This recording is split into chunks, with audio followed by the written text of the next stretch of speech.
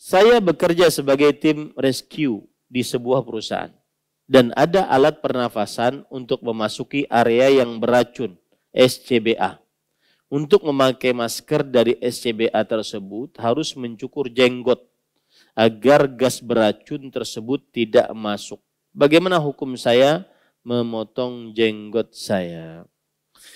Para ikhwan yang dirahmati oleh Allah, saya ingin membicarakan dulu tentang hukum memotong jenggot.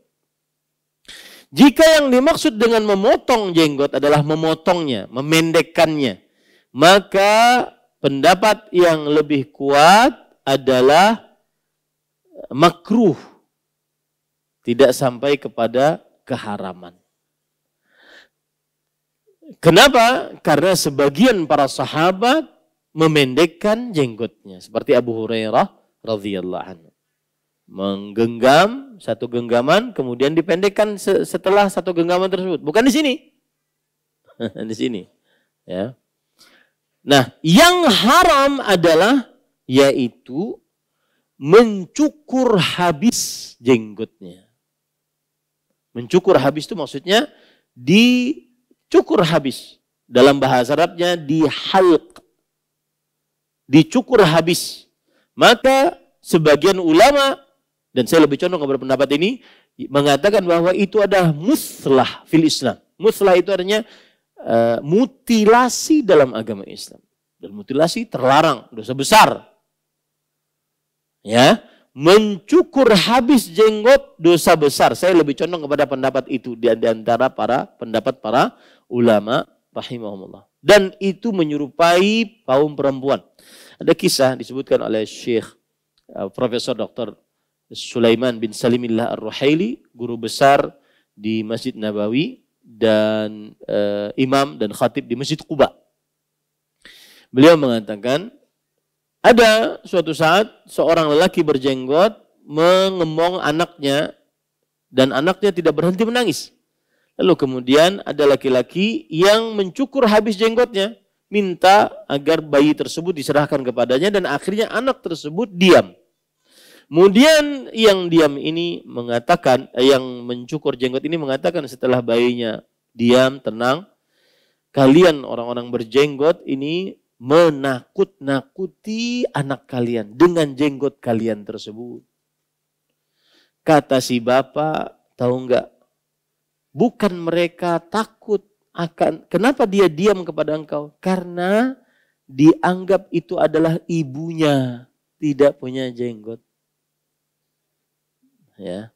Jadi para ulama kebanyakan menganggap bahwa haram, dan wallahu alam, mudah-mudahan benar perkataan saya, itu adalah dosa besar menurut jumhur ulama kalau seandainya dia untuk mencukur habis jenggotnya, tidak tersisa. Baik. Nah, kalau sudah dipahami masalah ini, jika hanya memendekkan, kemudian ada hajat untuk memendekkan, maka kaedahnya perhatikan baik-baik. Al-makruh, sesuatu yang makruh akan hilang kemakruhannya jika ada hajat. Itu kaedah fikih disebutkan oleh para ulama. Sesuatu yang makruh akan hilang kemakruhannya kalau ada hajat. Seperti tengkurap. Banyak tuh yang menghujat saya. Yang ketika kita tanya jawab seperti ini, ada video saya, ya, tengkurap. Kemudian bagaimana kalau sedang pijat, bagaimana sedang terapi, bagaimana sedang sakit parut, kalau bagaimana ulun GERD, guringnya harus tengkurap dan seterusnya. Maka ya akhi, Islam dengan para ulamanya mempunyai kaedah. Bukankah itu semua sudah dibicarakan oleh para ulama? Asal hukumnya dia makruh. Jika ada hajat, maka kemakruhannya menjadi hilang. Itu kaedahnya. Sesuatu yang makruh apabila ada hajat, maka kemakruhannya menjadi apa? Hilang. Menjadi boleh. Itu hukumnya. Paham ya pada ikhwan? Nah, apalagi ini di dalam keadaan tim rescue. Kalau seandainya untuk menyelamatkan nyawa, maka Ad-darurat tubihul mahdzurat. Hal yang terpaksa membolehkan yang terlarang. Paham gak maksud saya? Nah, ini para ikhwah. Wallahu a'lam. Untuk biaya walimah mana yang syar'i?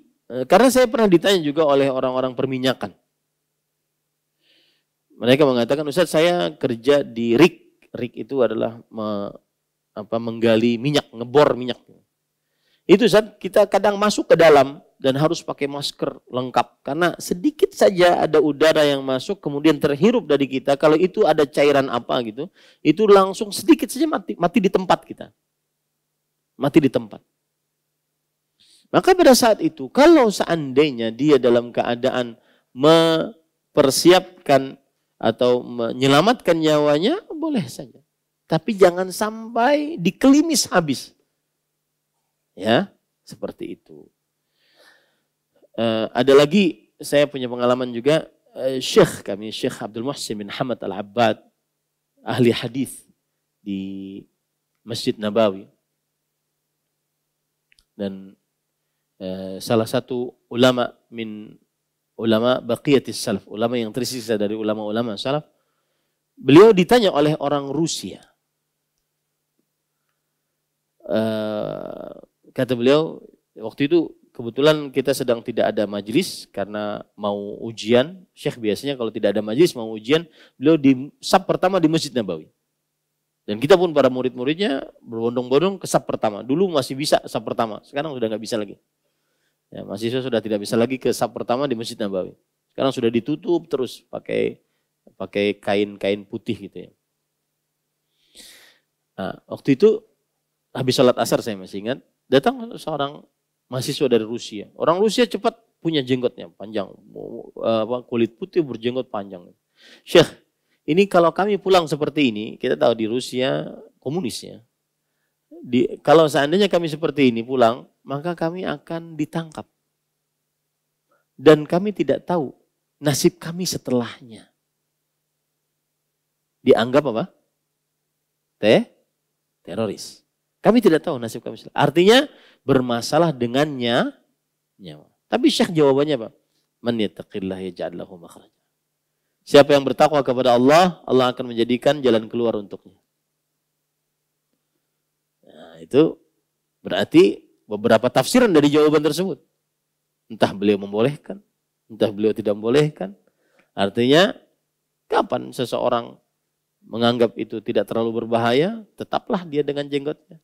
Kapan seseorang menganggap berbahaya, mungkin bisa jadi boleh dia untuk merapikan jenggot.